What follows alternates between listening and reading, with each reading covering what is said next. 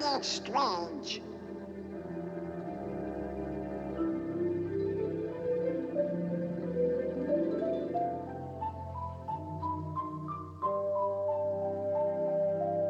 Sure, that's an odd-looking creature.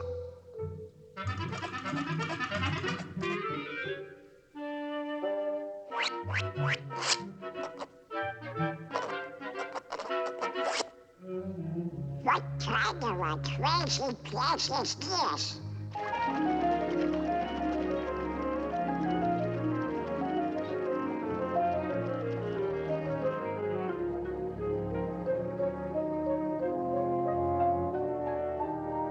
Now what are you? Squirrels? Pi is equal to 3.141592653589747, etc., etc., etc. Huh? Hello? Hello, Donald. That's me. Where am I? Mathmagic Land. Mathmagic land? Never heard of it. It's the land of great adventure. Well, who are you? I'm a spirit, the true spirit of adventure. That's for me. What's next? A journey through the wonderland of mathematics. Mathematics? That's for eggheads. Eggheads? Now hold on, Donald. You like music, don't you? Yeah? Well, without eggheads, there would be no music. Come on. Let's go to ancient Greece, to the time of Pythagoras, the master egghead of them all. Pythagoras? The father of mathematics and music. Mathematics and music? Ah, you'll find mathematics in the darndest places. Watch. First, we'll need a string. Hey! Stretch it good and tight, plunk it. Now divide in half. Plunk again. You see? It's the same tone, one octave higher.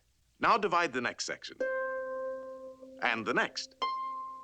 Pythagoras discovered the octave had a ratio of 2 to 1. With simple fractions, he got this.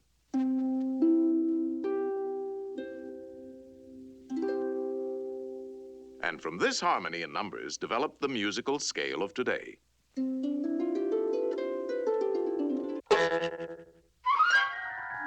By golly, you do find mathematics in the darndest places. You can imagine how excited Pythagoras was when he shared his findings with his pals, a fraternity of eggheads known as the Pythagoreans. They used to meet in secret to discuss their mathematical discoveries. Only members were allowed to attend. They had a secret emblem, the pentagram. Let's see what the topic is for today.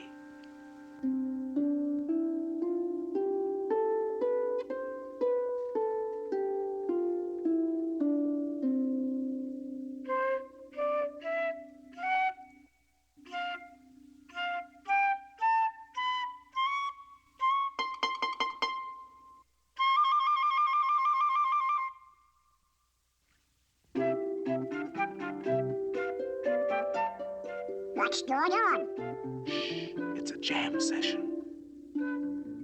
Give me something with a beat. Shh.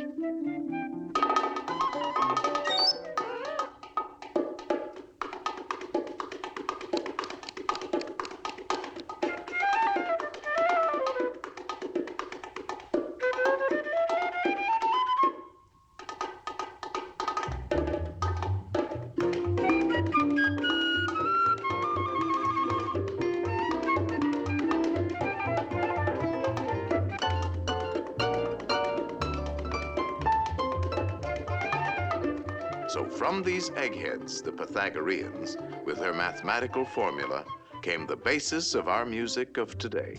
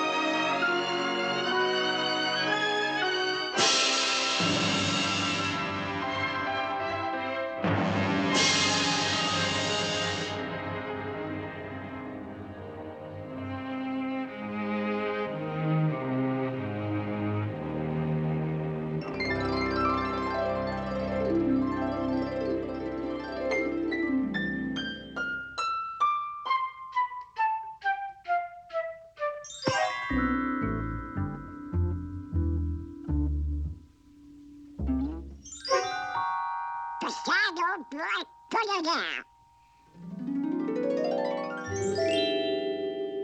Well, I'll be a persuaded kid. It was our old friend Pythagoras who discovered that the pentagram was full of mathmagic. The two shorter lines combined exactly equal the third. And this line shows the magic proportions of the famous golden section. The second and third lines exactly equal the fourth. Once again, we have the golden section. But this is only the beginning. Hidden within the pentagram is a secret for creating a golden rectangle, which the Greeks admired for its beautiful proportions and magic qualities. The star contains the golden rectangle many times over.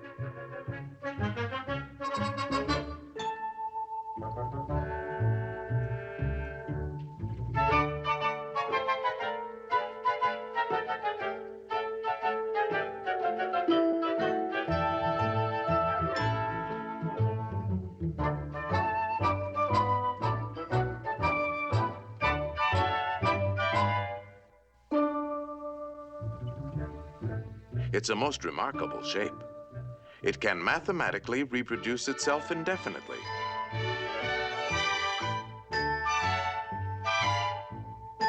All these rectangles have exactly the same proportions.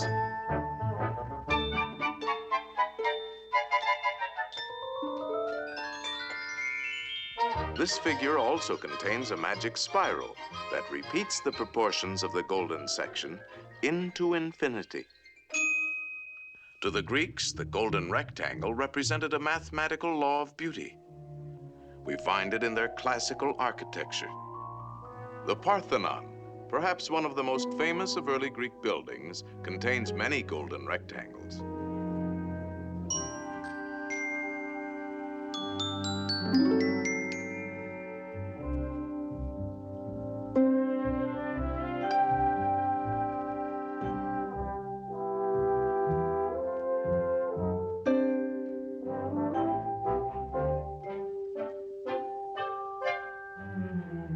These same golden proportions are also found in their sculpture.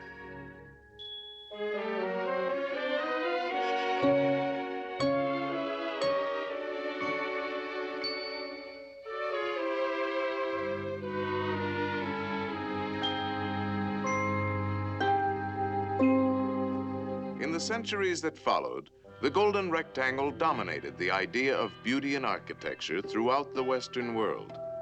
The Cathedral of Notre Dame is an outstanding example. The Renaissance painters knew this secret well.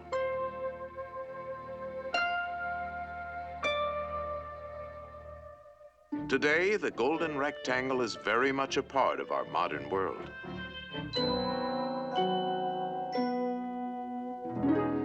Modern painters have rediscovered the magic of these proportions. Indeed, this ideal proportion is to be found in life itself. Boy, oh, boy, oh, boy. This is mathematics. I got mathematical figures like that. Donald. Get me to it. No, Ideal proportion. not quite. No, I'm afraid not. Well, we can't all be mathematically perfect. Oh, yeah? Yeah, I knew I could do it. Now that you're all pent up in a pentagon, let's see how nature uses this same mathematical form, the petunia, the star jasmine,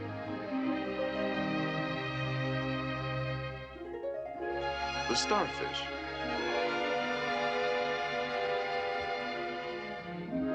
the wax flower,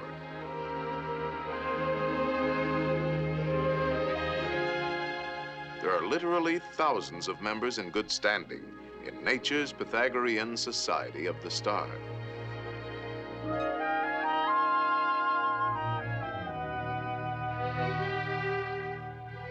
All nature's works have a mathematical logic, and her patterns are limitless.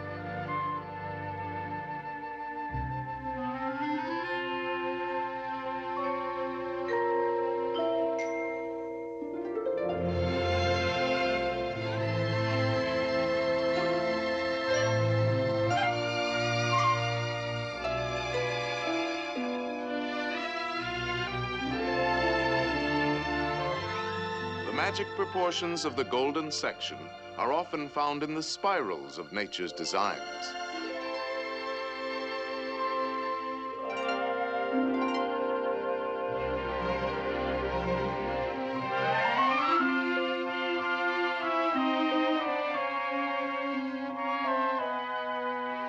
The profusion of mathematical forms brings to mind the words of Pythagoras. Everything is arranged according to number and mathematical shape. Yes, there is mathematics in music, in art, in just about everything. And as the Greeks had guessed, the rules are always the same.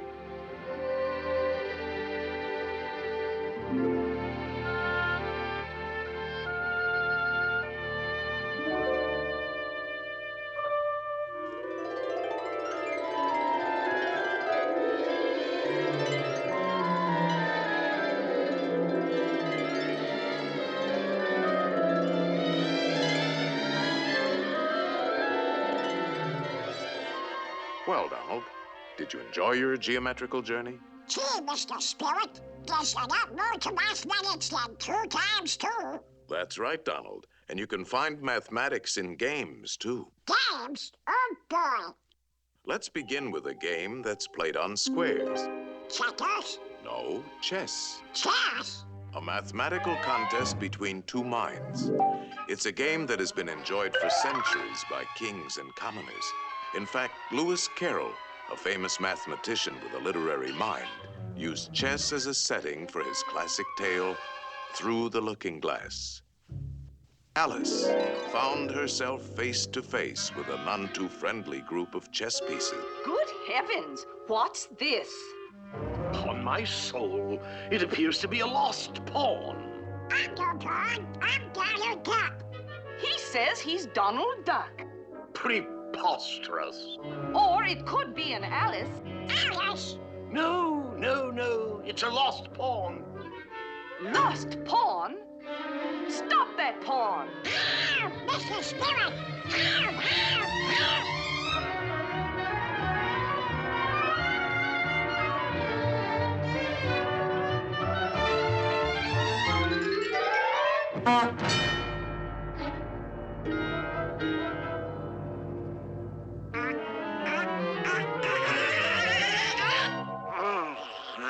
Phew, that was close. Now you can look at this game from a safer perspective.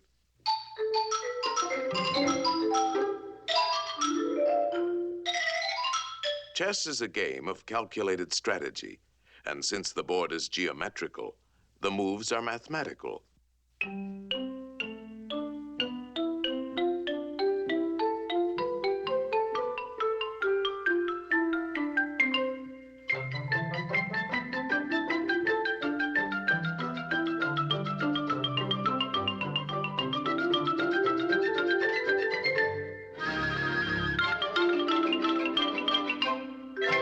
Checkmate, and the game is over. That's very interesting. What's next? Practically all games are played on geometrical areas. The baseball field is a diamond. Oh, boy.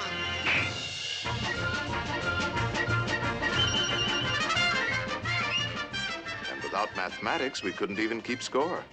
Football is played on a rectangle divided by yard lines. Basketball is a game of circles, spheres, and rectangles.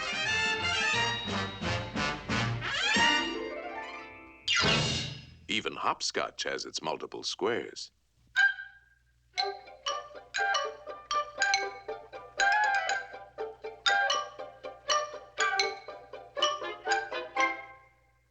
What's next?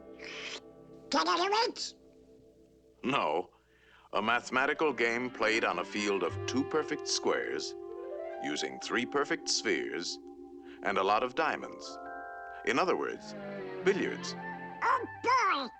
That's for me. You know the game, don't you, Donald?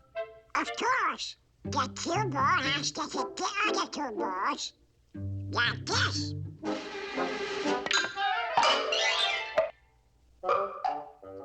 Now let's see how an expert at 3-cushion billiards uses his head. 3 cushion?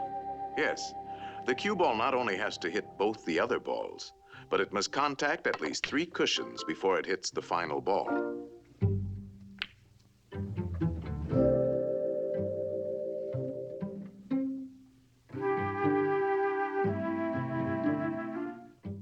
One, two, three.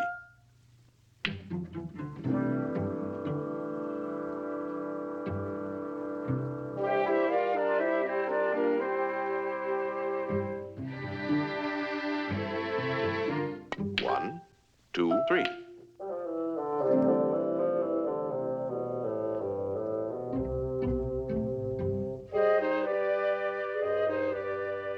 It takes an expert to make several shots in succession. 1, 2, 3, 4, 5, 6. Wow! That was a lucky shot. Luck? No, it's skill. For this game, you have to know all the angles.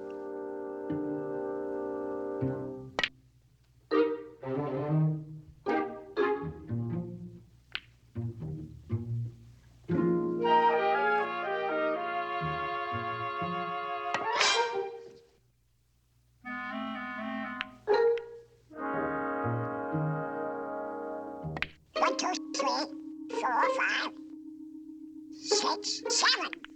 That's amazing! How does he do it? First, there's technique. He's striking the cue ball low, so it'll spin backwards. Hitting the ball on the right side will make it hug the rail. These trick shots take a lot of practice. He missed it! 1, 2, 3. What's the mathematic do about that? Oh, this game takes precise calculation. He figures out each shot in his head. He could play it like this, but it calls for quite a bit of luck. There is a better choice. For this, he uses the diamond markings on the rail as a mathematical guide. First, he figures the natural angle for hitting the object balls. And then he finds that his cue ball must bounce off the number 3 diamond. Next, he gets ready for the shot, and he needs a number for his cue position. This calls for a different set of numbers. Very confusing, isn't it? Not when you get the hang of it. You see, the cue position is 4. Now a simple subtraction. 3 from 4 is 1. So if he shoots for the first diamond, he should make it. It's called playing the diamond system.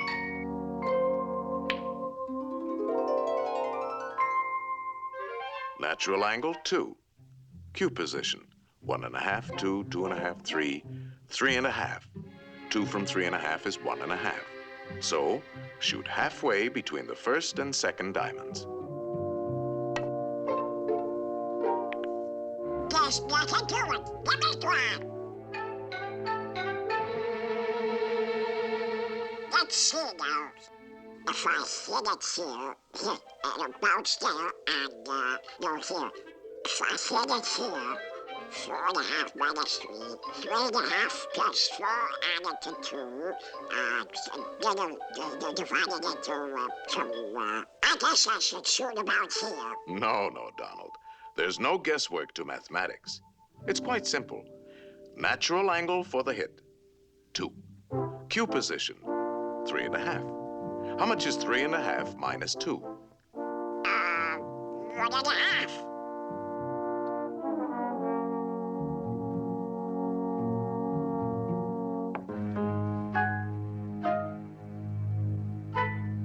Hey, it works!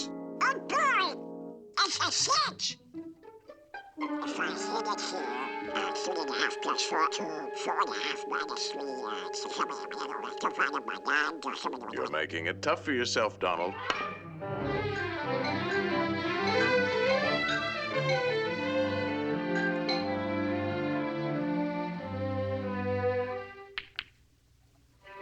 How do you like that for mathematics, Mr. Spirit? Wonderful, Donald. And now you're ready for the most exciting game of all. Oh boy! And the playing field for this game is in the mind. Uh-oh. Look at the condition of your mind. Antiquated ideas, bungling, false concepts, superstitions, confusion. To think straight, we'll have to clean house.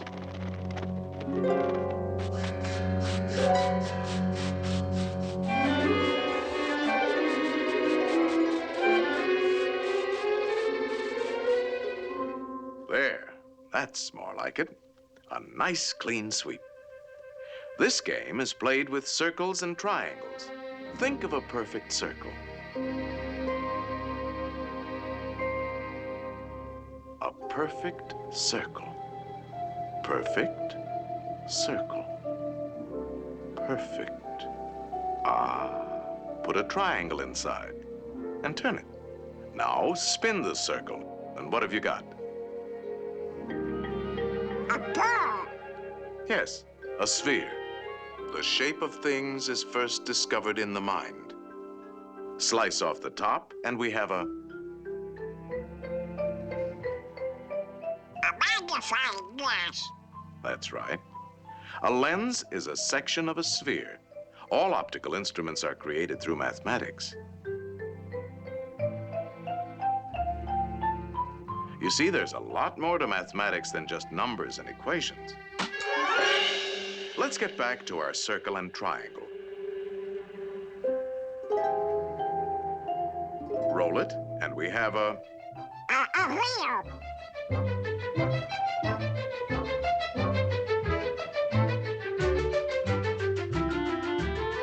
The circle has been the basis for many of man's important inventions.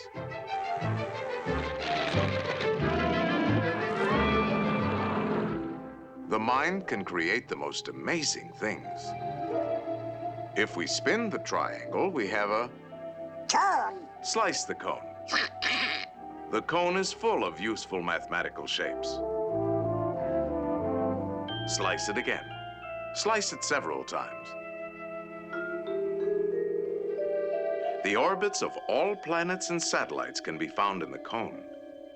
No matter how you slice it, it's always mathematics. A slice like this gives us the reflector of a searchlight. A slice like this, the mirror of a giant telescope.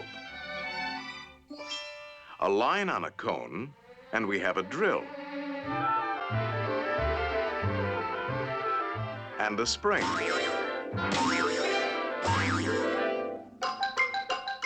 Now you're ticking.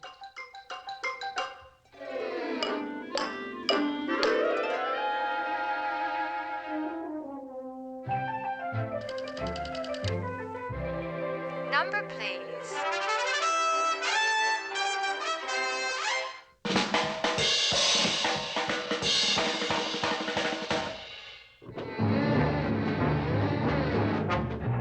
The mind is the birthplace for all of man's scientific achievements.